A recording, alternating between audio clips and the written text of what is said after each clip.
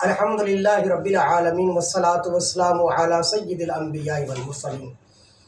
سورۃ الفیل کا ترجمہ اور مختصر تفسیر کرنے سے پہلے میں اس کا مختصر شان نزول بتانا چاہتا ہوں تاکہ ترجمہ سمجھنے کے اندر آپ کے لیے آسانی ہو جائے۔ یمن کے اندر ایک بادشاہ تھا جس کو ابرہہ کے نام سے یاد کیا جاتا تھا۔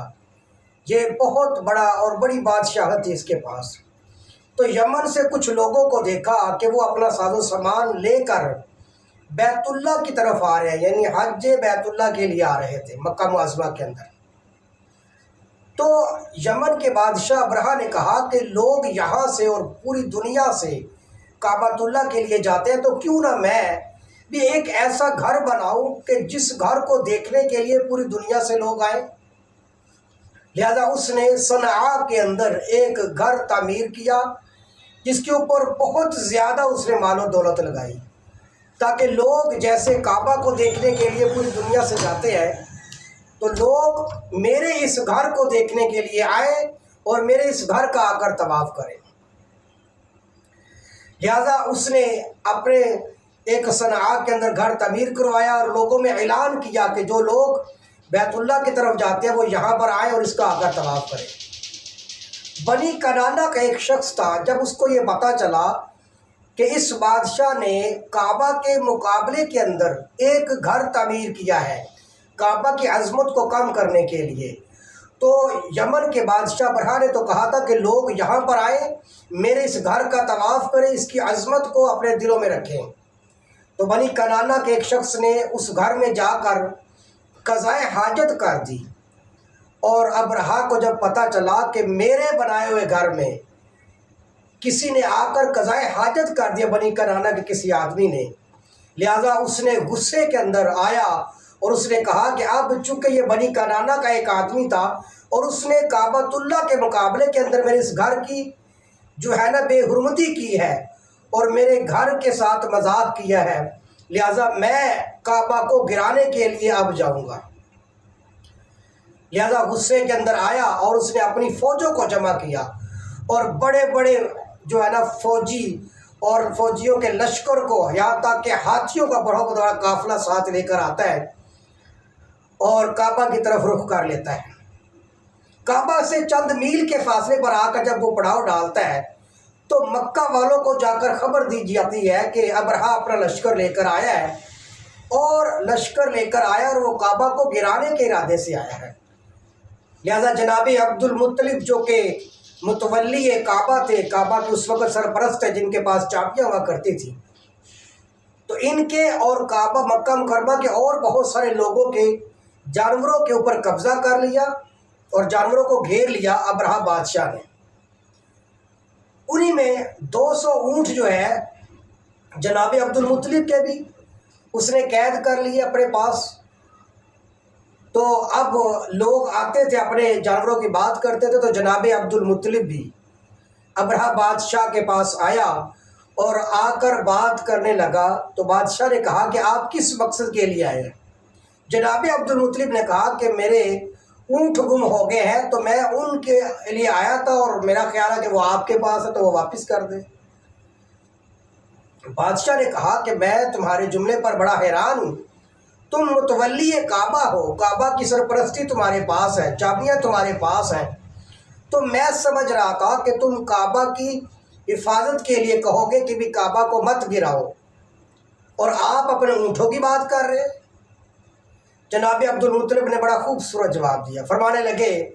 دیکھو جانور میرے تھے تو میں نے اپنے جانوروں کی بات کی، کعبہ خدا کا ہے تو خدا خود اس کی حفاظت کرے گا۔ لہذا جناب عبد المطلب نے اپنے اونٹ پکڑے اور واپس چلا گیا، اور واپس جا کر آپ نے قریش کے لوگوں کو کہا کہ بھی تم لوگ سارے پہاڑوں کی چوٹیوں پر چلے جاؤ، اس لیے کہ ابرہہ جو ہے وہ کعبہ کے اوپر حملہ کرنا چاہتا ہے، تو لہذا تم کو کہیں قتل نہ کر دے۔ قریش خاندان کے لوگ اور باقی مکہ بھی کثیر تعداد میں لوگ پہاڑیوں کے اوپر چڑھے جاتے ہیں۔ جناب عبد المطلب اس وقت کعبہ کے دروازے کے پاس کھڑے ہو کر اللہ کی بارگاہ میں دعا کرتے ہیں کہ مولا یہ تیرا گھر ہے، میں تیری بارگاہ میں دعا کرتا ہوں کہ مولا اپنے گھر کی حفاظت کرنا۔ یہ دعا مانگ کے جناب عبد المطلب جو ہے وہ بھی پہاڑ کی چوٹیوں پر چلے جاتے ہیں باقی خاندان کے پاس، ادھر سے ابرہہ اپنا لشکر لے کر آتا ہے اور ہاتھیوں کی ایک بڑی تعداد اس کے ساتھ ہوتی ہے۔ ایک سب سے بڑا ہاتھی جو ابرہہ لے کر آیا تھا، جس کا نام سیرت کی کتابوں کے اندر ملتا ہے، محمود نامی ہاتھی تھا۔ وہ محمود نامی بہت بڑا ہاتھی اور بڑا طاقتور تھا۔ اچھا، اب اللہ کی مدد شامل حال ایسے ہوئی کہ ابرہہ بادشاہ جب اپنے ہاتھیوں کو چلاتا تھا، اور سب سے آگے محمود نامی جو ہاتھی تھا، جب اس کو کسی بھی طرف چلایا جاتا تو وہ چل پڑتا تھا، لیکن جب کعبہ کی طرف اس کو چلاتے تو ایک قدم بھی آگے نہیں رکھتا تھا۔ بڑی کوشش کی، بڑی ہمت کی اس نے، لیکن ایک قدم بھی وہ کعبہ کی طرف اٹھانے کے لیے تیار نہیں ہو رہا تھا۔ لہٰذا بادشاہ ابرہہ بڑی کوشش کر رہا تھا، فوج کو بھی کہہ رہا تھا، ہاتھیوں کو بھی آگے لگانے کی کوشش کر رہا تھا۔ اسی عالم کے اندر اللہ تبارک و تعالیٰ نے اپنے گھر کی حفاظت کے لیے ابابیل کے پرندوں کو بھیجا، اور ابابیل پرندے جو ہے، روایات کے اندر آتا ہے کہ ابابیل پرندے جو تھے، ہر پرندے کے پاس 3 کنکر ہوتے تھے۔ 2 کنکر انہوں نے اپنے پاؤں کے اندر رکھے ہوتے تھے، اور ایک پتھر انہوں نے اپنی چونچ کے اندر رکھا ہوتا تھا۔ لہذا ابابیل پرندے جتنے آتے تھے وہ 3 پتھر پھینکتے تھے، اور ابرہہ کی جتنی فوج تھا، جتنا لشکر تھا،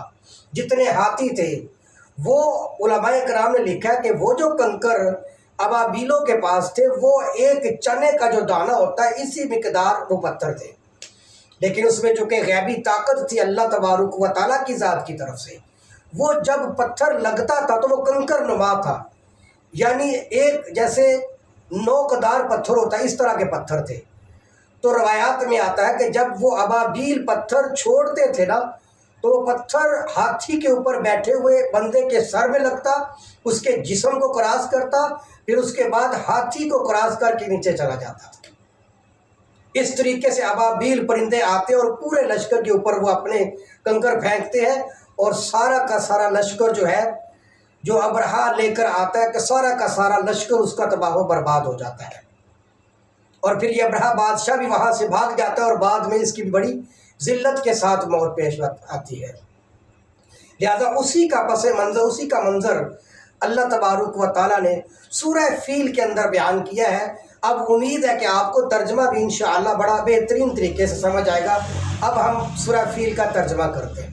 دیکھیے گا۔ بسم اللہ الرحمن الرحیم۔ الم تر کیف فعل ربک باصحاب الفیل، آپ نے نہیں دیکھا کہ آپ کے رب نے اصحاب فیل کے ساتھ کیا کیا، ہاتھی والوں کے ساتھ کیا کیا۔ الم یجعل کیدہم فی تضلیل، قید کہتے ہیں تدبیر کو، کیا نہیں اللہ نے بنا دیا ان کی تدبیر کو فی تضلیل، تباہی کے اندر، یعنی ان کی مکر اور فریب کو اور ان کی تدبیروں کو تباہی کے گڑھے میں نہیں گرا دیا۔ وَأَرْسَلَ عَلَيْهِمْ طَيْرًا أَبَابِيلَ، اور بھیجے اللہ تعالیٰ نے ان کے اوپر پرندے ابابیل، طیر کہتے ہیں پرندے کو، ابابیل پرندے۔ وَأَرْسَلَ عَلَيْهِمْ طَيْرًا أَبَابِيلَ، اور بھیجے ان پر اللہ نے پرندے ابابیل،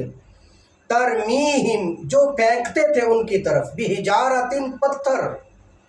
من سجیل، کنکر نما، جو پھینکتے تھے ابرہہ کے لشکر کی طرف پتھر، من سجیل، کنکر کے نوکدار پتھر۔ فجعلہم کعصف مأکول، پس بنا دیا اللہ تعالیٰ نے ان کو،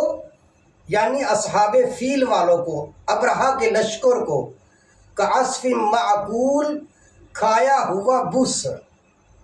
پس بنا دیا اللہ تعالیٰ نے ان کو کھایا ہوا بس، یعنی جو چیز کھائی جاتی ہے تو کھانے کے بعد اس کی جو طاقت ختم ہو جاتی ہے، تو جو بڑا طاقت کے ساتھ آیا تھا، لیکن اللہ تبارک و تعالیٰ نے ان کی طاقت کو بھس بنا دیا، جیسے بھس کے اندر کوئی طاقت نہیں رہ جاتی۔ تو یہ سورہ فیل جو ہے، یہ جو ہے نا اللہ پاک نے اس موقع پر نازل فرمائی ہے، اور یہ سورہ فیل کا واقعہ جو ہے یہ نبی صلی اللہ علیہ وسلم کی 40 یا 50 دن ولادت سے پہلے کا واقعہ ہے۔ یہاں پر میں ایک اور بھی روحانی طور پہ بات عرض کر دوں کہ یہ سورہ فیل اگر کوئی بندہ آپ لوگوں کو تکلیف دیتا ہے، پریشانی کرتا ہے، یا آپ کے اوپر بلا وجہ کا ظلم کرتا ہے، تو آپ ان کی نیت کر کے یہ سورہ فیل کی تلاوت کیجئے، اللہ تبارک و تعالی غیبی طور کے اوپر آپ پر مدد فرمائے گا۔ اللہ تبارک و تعالی ہم سب کو قرآن سمجھنے کی توفیق عطا فرمائے۔ السلام علیکم ورحمۃ اللہ وبرکاتہ۔